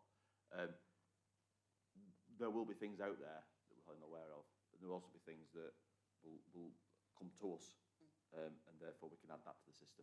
So if in doubt, ask the question. Again, there was changes around the community housing when Chorley Community Housing was set up originally from the council. We retained certain things, garage sites, for example, were retained by the council, but some were transferred to Chorley Community Housing, which is now Jigsaw. Some were sold to residents. It's a bit of a minefield. It's a historic thing. I mean, I remember property service department being in-house, then out-house, then in-house, and things get lost in time, and people who've been around a long time think, oh, well, I know that, but other people don't. So it's just a case of passing on the knowledge. Councillor Wilkie? Thank you. Looking on this shopping list, we've got a Stock list. Yes. Shopping list. Anyway, on page 64 in South West Ward, it lists Moor Road allotments and 44 Moor Road. Can I have some clarification on that? Because I believe Persimmon Homes owns Moor Road allotments. I think that might be the leasehold and freehold. So I think we are the freeholders and they're the leaseholders off of us. So, right, so you have a freehold and leasehold like your house, yeah? So the council owns a lot of freeholds on land, which is an asset because we charge ground rent, and then we leasehold it out to Persimmon, who will took it on a 900-year lease or a 500-year lease or whatever long the lease is. I will find out specifically, but for example, myself and Councillor Wilson and Gail and I think Adam Nixon spent a few hours poring over Common Bank area of who owns what in that area. We own a lot of the free, and it's on there, if you look in the report, we own a lot of the freehold on Common Bank, but it's on long leases to other people. Now, some of those leases will come forward for renewal at times or will need to be renegotiated at times. Some of those haven't been renegotiated for tens of years, so perhaps they need to be. So there's lots of discussions like that around. And presumably Civica holds a lot more information than you're seeing here, because each line probably has a bit of a history behind each line, and it'll probably say behind the line, this is only the freehold bit, and this and that and the other, and it'll go on to say the full situation. But you're getting top line information there, an address, and a yes and a no. It says we've got something, exactly what we've got is buried behind that. All right. I just wonder So though. do you want to know that? I would do, please, if I may. What number Moor Road? 45 Moor Road and Your mum's house. no. And because 45 Moor Road, I believe, is where is that where the access is to the allotments? Probably. We're not going into a discussion about Moor Road, are we, Councillor? Yeah, I think you're getting mixed up with the one that Persimmon owns. This is, I think we're talking about the allotments between Liptrot and Crook Street, in between Aldgate and Moor Road. I think these are the old. Through you, Chair, I think the South West Councillors need to sort out which allotments they're talking about, and we'll come back to that discussion maybe offline. If you look at the list and put a request in for more information on which line you want, and presumably they'll be able to release whatever back information there is. Yeah. Councillor Snape? Yeah, just a couple of points. I raised it with Alistair before, but I think there are some anomalies with where some of the assets have been put in terms of the wards. Like I noticed there was Orchard Drive play area in Whitley Woods is down as Buckshire and Whittle Ward, but it's Chorley North East, and I know it lists the old Chorley North East ward as it lists Chorley North East, but it's the old ward and Wealton and Withnell. So I don't know if it's probably another admin task, because when decisions come up about those individual sites, it'll confuse people, won't it? And then the other thing, just in terms of general day-to-day, will this, because I've always got the vibe the last few years when when I've raised things with property services and Adam Nixon and people before him, that it's been a bit like it's been kept in people's heads, or people have left with a lot of information, or residents have said, I spoke to that officer and he said this and she said that. And will this now mean that this is also going to be like a proper whole log case management type system as well, you know, when you've got ongoing land management issues, so that it'll all be in one place rather than relying on poor Adam to kind of have all the knowledge in his head, and or vice versa with somebody else, because obviously everybody's not going to be here forever, are they? Because I think, as well as knowing what you've got, will it also be used to manage the assets better, so that, you know, when members of the public raise issues, that they know what's gone on and what the current state of play is on some of those problems. Thanks. Additional sheets behind the sheets. It should do. It should do that, because it should be that they click on the system and they say, right, this is what's going on that site. We've got a maintenance programme going on. A classic one, Councillor Snape. I think Gail wants a little bit of information. Right, well. I was just going to say yes. So the help call will do that. So that's a way of including that repository. One of the other beauties of this is that some of the sites, some of the contractors on the site can then automatically upload information back into the system as well, particularly around any compliance or regular maintenance as well. So all of that will be kept in this one place.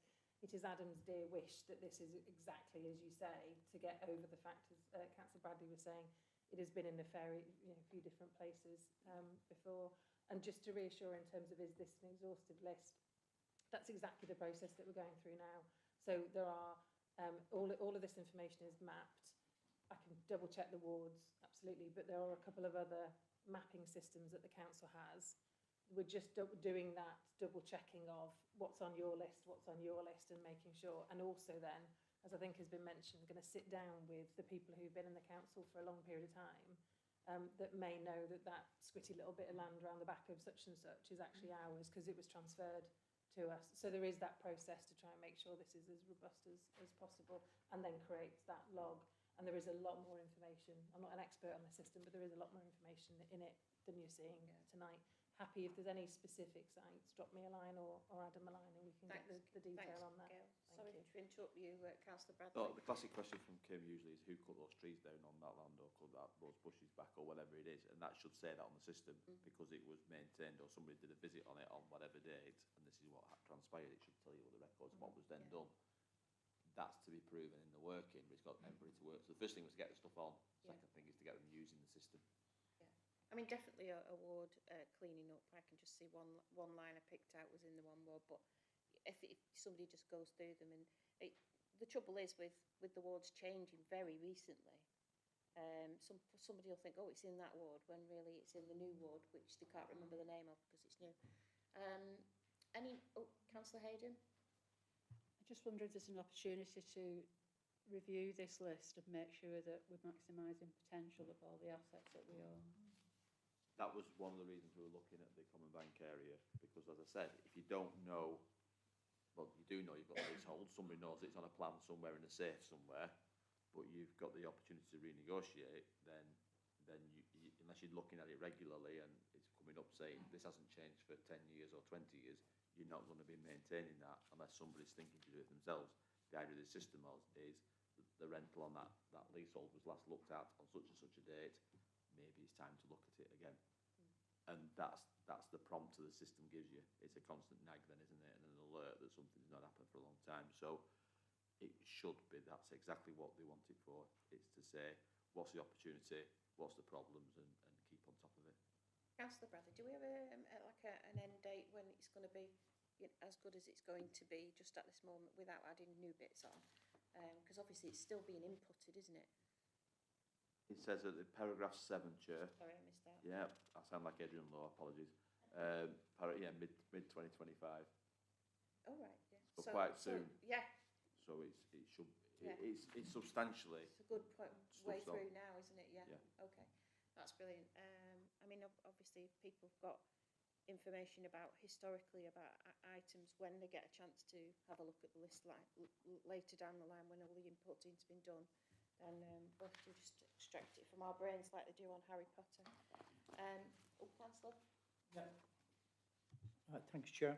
I welcome this report, but you mentioned that within the different plots there would be a separate item of what the council are proposing to do with them. Would that be a good idea to make public? Because obviously it could affect the... No. It doesn't say what we're going to do with it. What it says is the current status, and it says any maintenance, any inspections or whatever. All right. In terms of our proposals, that's a different asset question that can be considered using the information you've got off this. So, that like most things is, what you should be doing is having a review of all your assets, thinking, do you actually need them, do you want them, and do you want different things? So, what I found quite interesting was some of the houses that we've acquired, because I probably at some point signed off a lot of these houses, or other people did, Terry Howarth or Peter or what have you, pepper potting them around, which we've acquired for Afghan refugees or whatever it might, whichever different programme. And I'm like, and then sometimes we haven't really disposed of any of those, but it's very interesting the collection we've acquired through that programme. And some are just name. Some might be wanting to be swapped out, so we might be better off selling some of those and acquiring different ones, or because areas change and our demands change and the people we're looking to accommodate change. I think it makes you ask those questions. So the plans wouldn't be on here of what we do want to do, that would be under a separate review process. Some of those are just named streets actually rather than numbers, but I don't believe that this list is going to be public, as Councillor Lees was thinking internal. public. Internal as in you and I, but Yeah. not external, because obviously some of it will be quite sensitive. Correct, yes, that's what I was thinking. Yeah, because if it looks like it's not been used for something and someone knows it, they can jump in and try and buy it, can't they? No, just one more. Yeah. Just a flippant remark. Page 57 on elk calls. How does the electrician know what the description is on row 2? On what? Page 57 what, sorry? 57, elk calls, description under O2 electrical. Yes, I agree. Yeah. Can you interpret it for me? As I said before, I never know what you're going to ask, Councillor Lees, and no, don't know the answer. Shows I read the report. It does indeed. So I think this is a developing thing, and it's going to be of interest to us again later on down the line when it's a bit more full. So at the moment, we've considered the report and we've accepted that, and thanks very much for all the work that's gone into it and all the mind-numbing data inputters work. Brilliant. Item 9 is overview and scrutiny work programme. You've got the programme there. Just a minute. Yeah. Any comments or? No. Excellent. Oh, who first? Claire?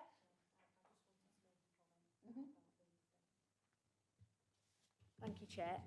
I just wanted to update members as regards the monitoring of previous reports, because that was something that was raised at the previous meeting.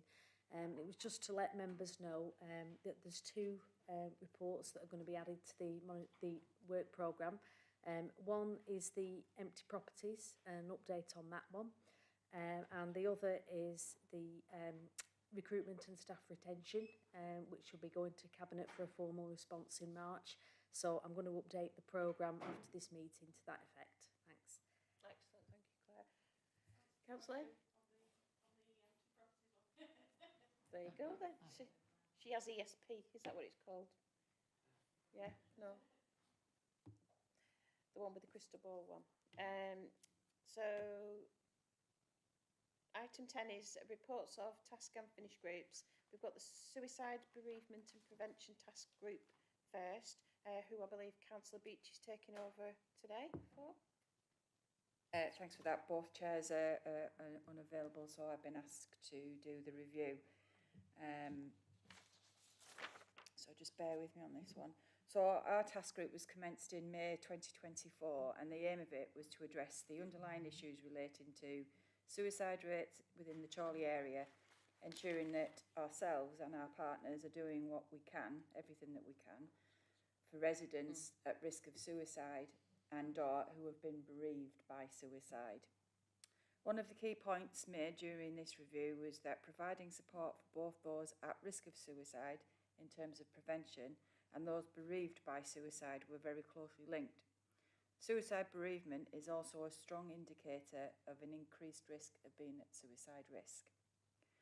The task group met on several occasions over the course of 5 months from May to October. We gathered evidence from a wide range of witnesses and sources, including our own social prescribing team, local support groups, Lancashire Mind, Amparo and the police. We had 2 cabinet members attend and be interviewed, and following the completion of this review, Lancashire County Council Public Health will provide a further update in relation to data suicide rates in Chorley, as well as additional information as requested at recommendation 4 of the report to inform a more targeted approach between ourselves and our partners. I'd like to thank all the members of the task group and the officers, especially Claire, as always, has done an excellent written report for us. So I just wanted to acknowledge their time and the support for that, and we hope that you welcome our report. Thank you. Okay, do we are we taking questions on this? Because, no, okay. Councillor Hayden, we're not taking questions, but have you got a question? Go on then.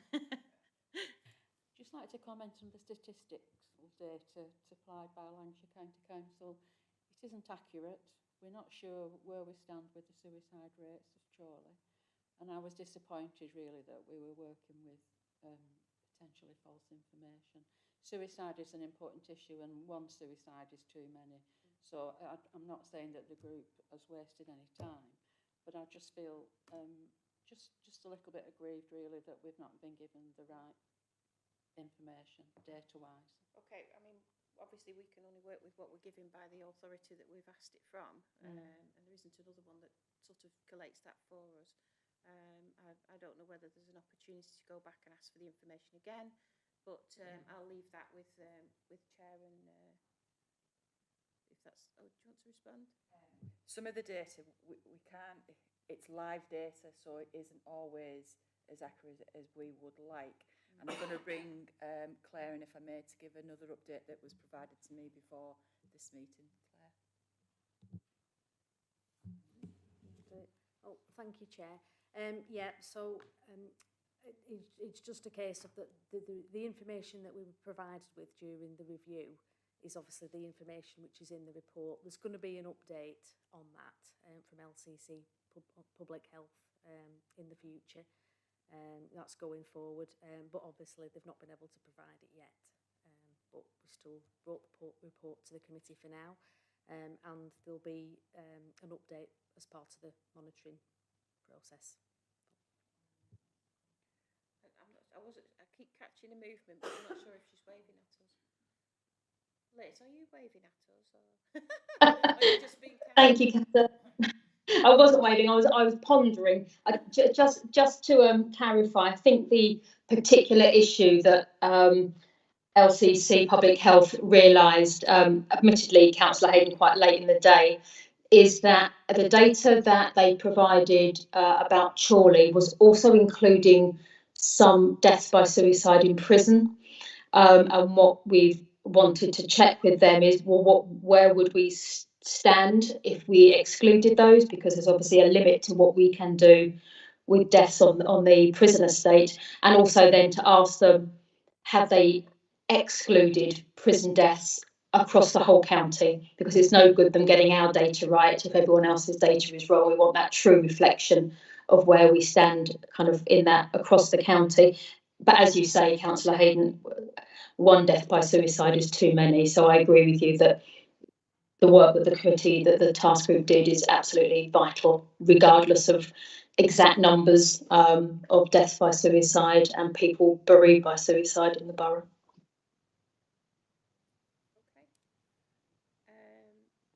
Councillor Wilkie. Thank you, Chair. I was involved in this, and there was highs and lows, and a lot of interesting information came out.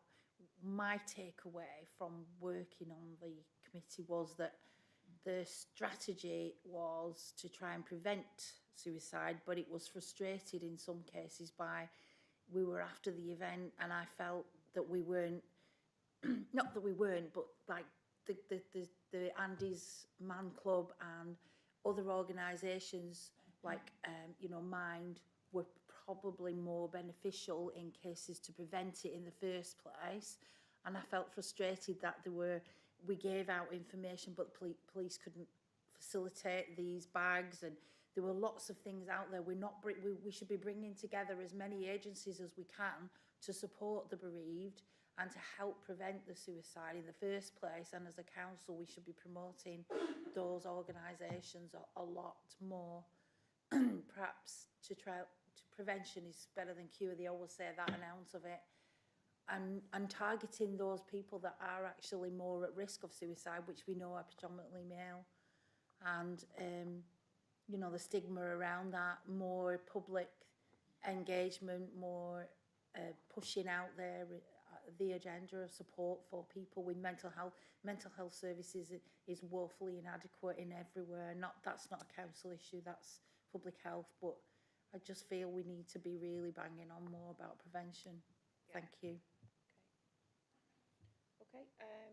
are we receiving this report because it's going onwards from here? Yeah. Is it okay for everybody to receive this report? Okay, and then the other review of the other task group was called the Review of Overview and Scrutiny Task Group, which is a bit confusing. Unfortunately, Sarah has had to leave. Is that you again? You've really fallen for it tonight, haven't you? Teach me to go out the room when they pick up names. Yeah, so I'm presenting this on behalf of the other task group for obvious reasons. So the review of the Overview and Scrutiny Task Group met on the 11th of December to discuss the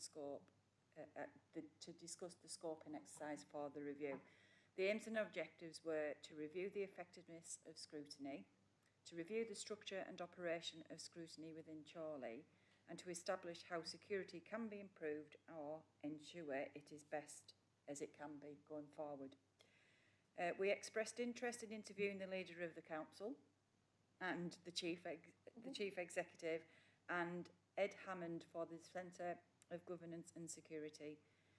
We intend to meet again next month and we hope to complete the review by the end of the municipal year. Hope this helps. Yep, all good. Thank you. We'll receive the update on so far and look forward to the rest of it. So, have you got any other items? No. Item 11, any other items of business? I don't have any items. So, thanks very much for all your time spent here. Thanks very much and good night. That was a long one. Covered a lot. There was a lot on it.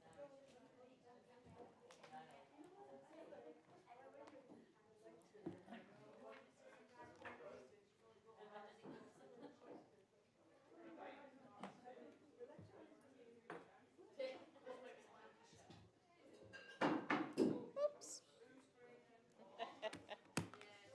Are you meeting Pattern Thingy in person tomorrow? No, I was going to ask you for Pat, is she asked you to do a link, another link? Oh, I mustn't have done it. I'll do it tonight. She might not have asked, but... No, I'll do it tonight.